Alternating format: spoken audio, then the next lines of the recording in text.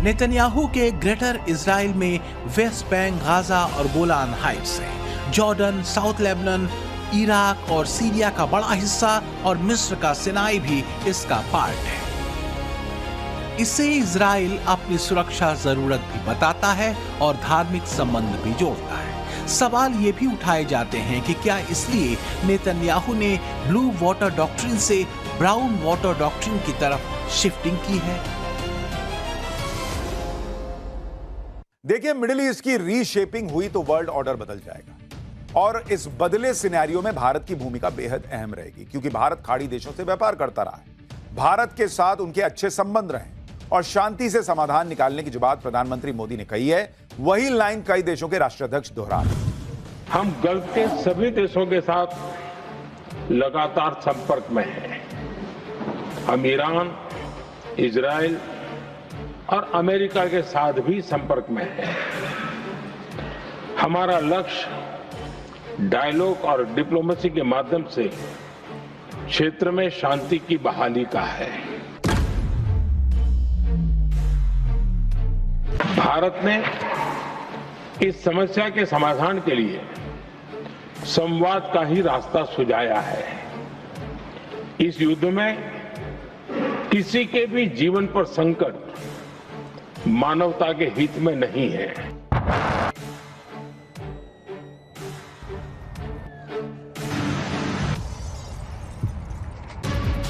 प्रधानमंत्री नरेंद्र मोदी ने जो चिंता ईरान युद्ध को लेकर संसद के समक्ष रखी, वही मुद्दा मिडिल ईस्ट के राष्ट्राध्यक्षों से हुई बातचीत में उठाया।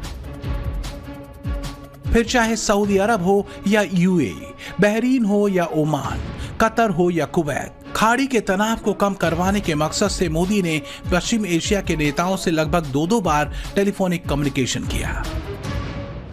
एक दफे अमेरिकी राष्ट्रपति डोनाल्ड ट्रंप से भी मोदी की ईरान जंग को लेकर लंबे दौर तक चर्चा हुई।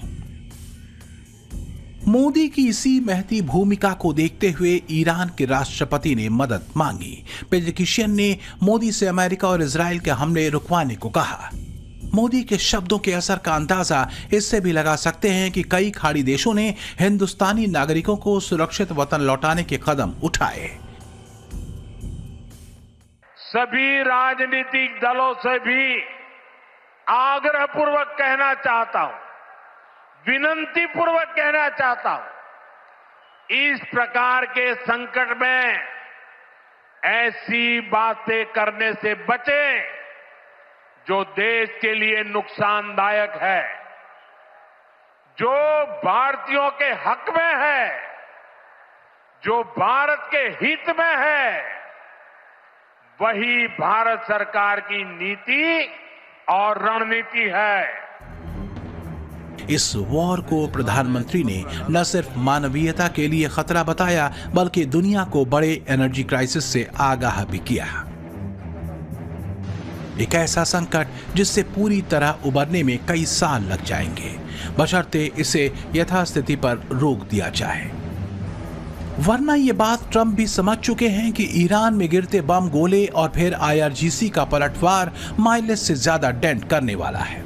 ऐसा आफ्टर इफेक्ट होगा जिसका उदाहरण खुद ट्रंप पर्ल हार्बर के जरिए दे चुके हैं। ट्रंप के लिए ईरान के बैटलफील्ड में सरप्राइज से ज्यादा बैकफायर है। अमेरिका के कई शहरों में 80 लाख से ज्यादा सड़कों पर उतरे लोग नो किंग्स नो लाइज के स्लोगन के साथ विरोध प्रदर्शन किया। सवाल उठाए, आत्ममुग्धता के शिकार ट्रंप अमेरिकियों के हितों पर कब ध्यान देंगे? ट्रंप भी ये समझ चुके हैं कि वो ईरान वॉर में ऐसे फंसे हैं जहां से बिना कुछ हासिल किए निकलना उनके राजनीतिक करियर पर बहुत बड़ा दाग जैसा होगा। इसलिए फाइनल ऑर्डर देते हुए सहयोगियों से कहने लगे, और भी काम है, इस वॉर को जल्दी निपटाओ। India is in favor of peace and urges a return to dialogue and diplomacy. We advocate de-escalation, restraint, and ensuring the safety of civilians. 2.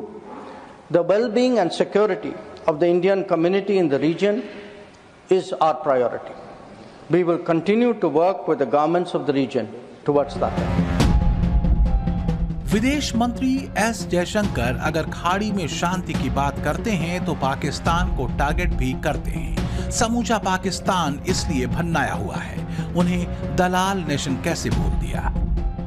हालांकि इस फैक्ट को शहबाज और मुनीर भूल गए कि प्रस्ताव का जो पुरिंदा ईरान को उनकी तरफ से बढ़ाया गया है, इसमें टर्म्स एंड कंडीशन ज्यादा है, न कि बातचीत बहाली के मुद्दे। इसलिए पाकिस्तान में चल रही 3 देशों के विदेश मंत्रियों की बैठक में न तो ईरान का प्रतिनिधि पहुंचा और न ही अमेरिका और इजराइल का। जो पाकिस्तान भारत के हाथों कई बार पिट चुका है, अफगानी लड़ाकों से भी मार खा रहा है, जिसकी सेना मुल्क के अंदरूनी विद्रोहों को शांत नहीं कर पाती, भला वो अमेरिका और ईरान के बीच मीडिएटर का रोल कितना निभा पाएगा? यह डाउट सिर्फ हमें या आपको नहीं है, बल्कि पाकिस्तानियों को भी है, बल्कि दुनिया भर के कई लोगों को हैरत हो रही है देखकर। चीन भी पाकिस्तान को शक की नजर से देख रहा है। किस तरह ट्रंप की चापलूसी के चक्कर में चीन से दगाबाजी कर रहा है पाकिस्तान, यह सबको दिख रहा है। इसलिए मैं कह रहा हूं कि ईरान, इजराइल और अमेरिका के बीच जिस पॉज से आगे का जिक्र हो रहा है, वो मुनीर को ऐसी मुसीबत में डालने वाला है जहां वो या तो ईरान का बुरा बनेगा या फिर सऊदी से बैर लेगा, और ये दोनों ही स्थितियां पाकिस्तान के लिहाज से ठीक नहीं होंगी। ठीक 6 महीने पहले पाकिस्तान और सऊदी अरब के बीच डील हुई थी। इस डिफेंस डील का एक सार ये भी था कि दोनों मुल्कों में से किसी पर हमला हुआ तो एक दूसरे की मदद करनी पड़ेगी। यानी पाकिस्तान पर हमले की सूरत में सऊदी साथ आएगा और सऊदी पर किसी ने अटैक किया तो पाकिस्तान उसकी जंग में कूदेगा। मगर आसिम मुनीर ने क्राउन प्रिंस के साथ किए इस समझौते को ईरान युद्ध के दौरान मजाक सा बना कर दिया। तेहरान ने सऊदी में मौजूद अमेरिकी बेस को निशाना बनाया, कुछ रिहायशी इलाकों को भी टारगेट किया।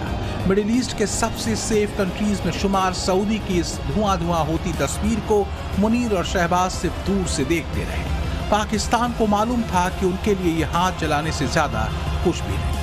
इसलिए कहा जा रहा है कि पाकिस्तान का इस्लामिक नेटो वाला फार्मूला गठन से पहले ही खत्म होता दिख रहा है। उसके मुस्लिम ब्रदरहुड वाले मंसूबे पर पानी फिर गया है। मुल्ला मुनीर के पास सिवाय अमेरिका की चापलूसी करने के कुछ और नहीं बचा। ईरान अगर ट्रंप के वादों पर एतबार नहीं करता है तो फिर पाकिस्तान का क्या होगा, ये सोचकर ही मुनीर का दिल कांप रहा है।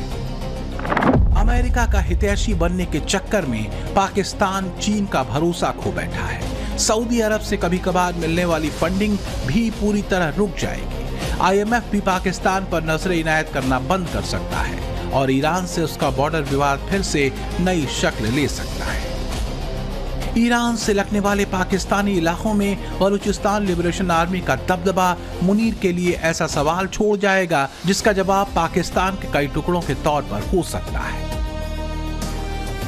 वैसे भी शुरुआत से ही ईरान को पाकिस्तान पर यह अविश्वास रहा है कि बलूचिस्तान में विद्रोहियों को दबाने के नाम पर तेहरान की सुरक्षा को खतरे में डाला गया और ऐसे में उसका मीडिएटर के तौर पर फेल होना ठीक नहीं होगा। हिंदुस्तान से मार खाकर अफगानियों